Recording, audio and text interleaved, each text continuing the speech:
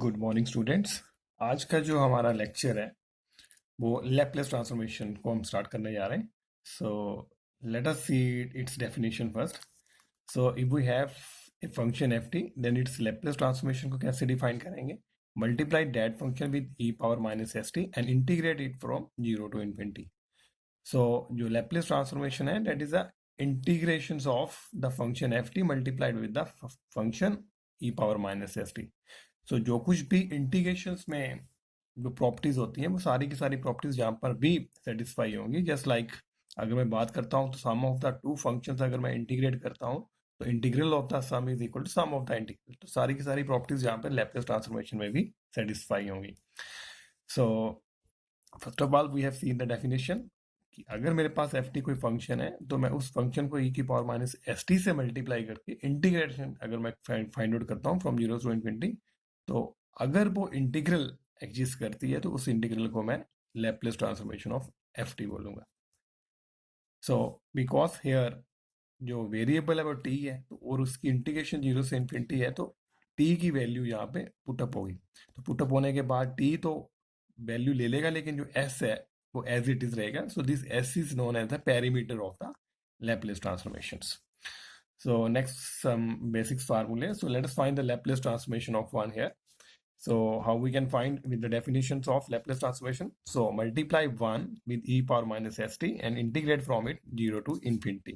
So मैं इसे integrate करूँगा. So now 1 into e power minus st is equal to e power minus st और मैं इसे integrate करूँगा तो integration of e power at is equal to e power at divided by coefficient of t. So this is e power minus st upon minus s and integral from zero से infinity. तो इसकी limit zero से infinity put up करेंगे। So now क्या होता है, upper limits minus the lower limit. मैंने upper limit put की e power minus s infinity, s into infinity infinity, e power minus infinity is equal to zero. So this is zero minus, अब यहाँ पे T की जगह पे मैं zero put करूंगा तो e power zero, e power zero is one. So upper limits minus lower limit, so minus this thing and minus 1 upon s. So minus minus plus 1 upon s. So 1 upon s is the Laplace transformation of 1. Similarly, by definition, we can calculate the other formula. So other formula, so the Laplace transformation of t power n, अगर मैं इसको calculate करूंगा by definition, so it will become say gamma n plus gamma of n plus 1 s power n plus 1. तो जितनी भी जहाँ पे t की पावर n है उससे एक बढ़ के पावर नीचे एक पावर ऐड होके आएगी और ऊपर जितनी पावर है उसका एक बढ़ के नंबर जो है वो गामा आएगा। Now we know the properties of the gamma n plus one. Now if n is a integer here then gamma n plus one, ये जो गामा है this n plus one, this is equal to n factorial. ये कब होगा, जब यहाँ पे n integer होगा। So in case n is in positive integer then n factorial divided by s power n plus one. तो please इसको mind में रखें कि this is equal to gamma n plus one divided by s power n plus one. तो जितनी भी t की power n है उसकी एक पावर बढ़ के आएगी और वही गामा आएगा, सेम पावर। लेकिन इन केस अगर वो पॉजिटिव इंटीजर है तो मेरे पास उससे एक कम फैक्टोरियल आएगा, तो n factorial. So let us see the next formula, Laplace transformation of sign a power sine of at। So this is a, the coefficient of t numerator में और divided by s square plus a square. Laplace transformation cos of a T, अब ये ए नहीं होगा, S numerator में होगा और नीचे same thing s square plus a square. So the Laplace transformation sine of a t a divided by s square plus a square, the Laplace transformation cos of a t s divided by s square plus a square.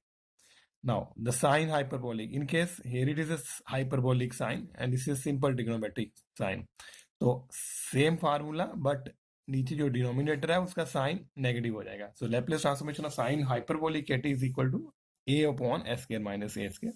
Similarly the Laplace transformation cos hyperbolic a t and simple cos a t same होंगे लेकिन denominator में negative sign आएगा। So here see, so Laplace transformation of cos hyperbolic at is equal to s divided by s square minus a square.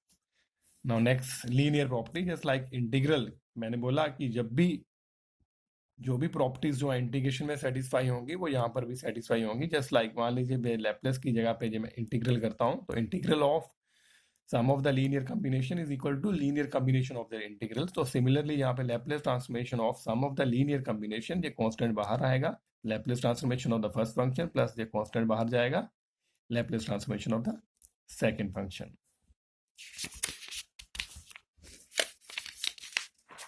So let us see the very important property. This is a first shifting theorem. So let us see first of all. So very important. Okay.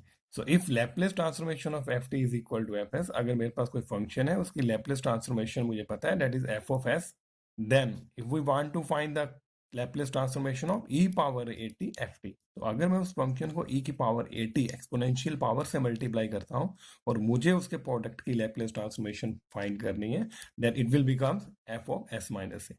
So यहाँ पे जो s होगा उसका sign change करके उसमें से minus हो रहा है. सो यहाँ पे एक नोट करने वाली बात होगी कि यहाँ पे साइन जो है वो चेंज होता है. अगर यहाँ पे प्लस का साइन है तो यहाँ पे s माइनस ए हो रहा है. इनकेस यहाँ पे e की पावर माइनस एटी से मल्टीप्लाई कर रहा हो तो it will become f of s plus a. So this is the first shifting theorem. This is very important. इसके बिहाफ पे कुछ क्वेश्चंस जो हैं हम लोग आज करेंगे. So let us see first example here. So find the Laplace transformation of e power minus 3t 2 cos of ft minus 3 sin of ft. So जब भी फर्स्ट शिफ्टिंग का क्वेश्चन आए, इसको सबसे पहले हमें देखना होगा कि ये फर्स्ट शिफ्टिंग का क्वेश्चन बनता कैसे है.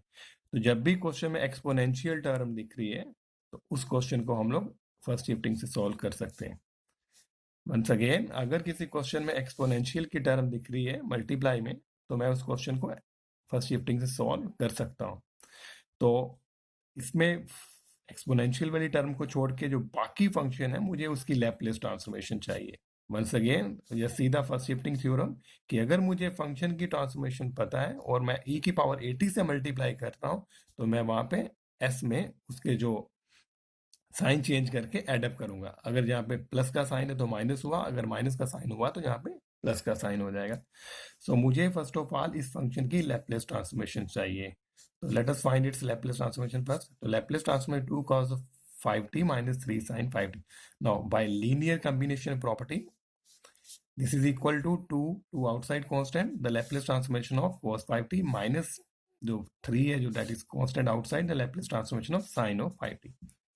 Now this is 2 as it is, the Laplace transformation cos 5t by formula this is s divided by s square plus a square.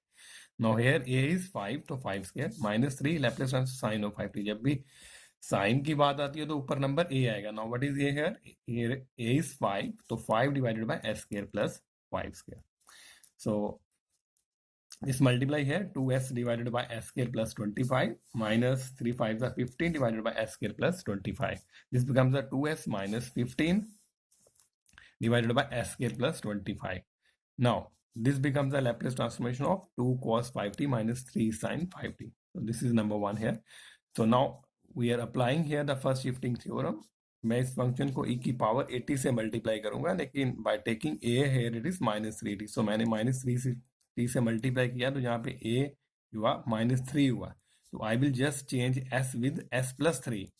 तो डेट इज वाई यहाँ पे s की जगह पे s प्लस 3 से मैं रिप्लेस करूंगा इसको. सो 2s plus 3 minus 15 divided by s plus 3 square plus 25.